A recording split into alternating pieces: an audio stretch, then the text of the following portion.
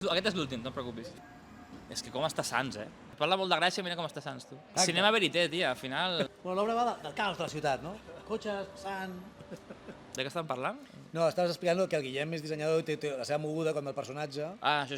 El protagonista, el Guillem, és un dissenyador gràfic que quan tenia 20 anys va fer el carter de la Mercè del 2005 i ho va petar, i ara doncs fa molt temps que ningú el truca. No? Parlem de la gentrificació, parlem de la crisi laboral que pot patir algú que afronta la suposada edat on t'has de consagrar, que és la quarantena.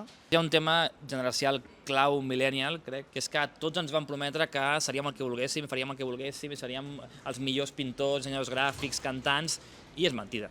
I llavors, tota aquesta gestió, d'aquesta frustració, és el que li passa al Guillem i el que ens passa a molts, ens ha passat a nosaltres. No? A l'obra té una cosa que pot ser un cant a la meravellosa vida normal.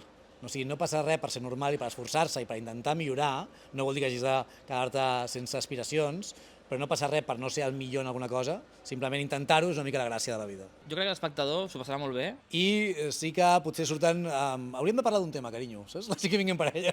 Bueno, les parelles que porten molt temps juntes, hi ha un moment que s'han de fer preguntes, no? I dir, bueno, això què, no? Cap a on va? Vam començar fa 10 anys una relació que, evidentment, estàvem sincronitzats. Seguim sincronitzats o potser hi ha coses que van canviant? Bueno, també parla bastant del desgast de la parella, no? Que a vegades passen relacions que un està passant per un mal moment i el que fa és arrossegar el de la parella cap a aquest mal moment o cap a aquesta depressió, no? I molts cops un no és conscient que està fent aquesta força cap a l'altre. No? No sé si ens agradaria reconèixer-ho, però potser són tot versions de nosaltres o gent que veiem al nostre voltant. Partim d'uns personatges molt estereotipats, però que després tinguin problemes reals i que visquin d'una forma real, perquè tampoc sigui una comèdia molt esbojarrada. Mira, jo l'altre dia ho parlàvem i deia, és que sempre a tothom hi ha un moment que no? Hi ha un moment que diu, no, és que ara no vull fer comèdia, vull fer drama i tal. I pensava, per què? Per què li passa a la gent? És només pel prestigi? Per què? No? Dic, estàs gran. Clar, potser hi ha una cosa que passa, que és que ja no et fa tanta gràcia parlar de que si a aquell li agrada a l'altre, no sé què, sinó que a la vida et passen coses més importants i més fotudes. Però pensant en això vaig pensar, doncs, justament per això, no? Si a la vida et passen coses fotudes cada cop més, que tens problemes més greus, millor seguir fent comèdies. Si podem, jo intentaré fer comèdia tota la vida, que no vol dir que no sigui compatible amb altres coses, però jo, si puc, intentaré fer comèdia sempre. Estem tot el dia observant el món i tot el que passa des d'aquesta òptica de la comèdia i al final ho apliquem aquí en una teatre o en una sèrie o on sigui, no? A l'hora d'escriure ens ho passem molt bé perquè nosaltres som molt amics i intentem fer-nos gràcia l'un a l'altre. I crec que l'obra funciona en tant en quant ell diu una cosa i dic, però llavors l'altra persona diria això, i al final per això deia que som una mica versions de nosaltres mateixos en diferents aspectes de la vida. Vas estirat del fil i cada cop hi ha coses, no? A nivell de simbolisme, per exemple, quan un grill arriba a casa, segons el Feng Shui vol dir que hi haurà bonança a la família o que tindràs diners... Sí, és un simbologisme real que tenen en altres cultures, sobretot cultura oriental. El grill té bastant simbolisme i representa coses en general positives o com a mínim de canvi. Llavors ens ho vam trobar això, de gratis, sense esperar-nos-ho, però va ser molt interessant com incorporar aquestes coses perquè un dels personatges digués, ojo, que això pot ser un senyal per canviar la nostra vida.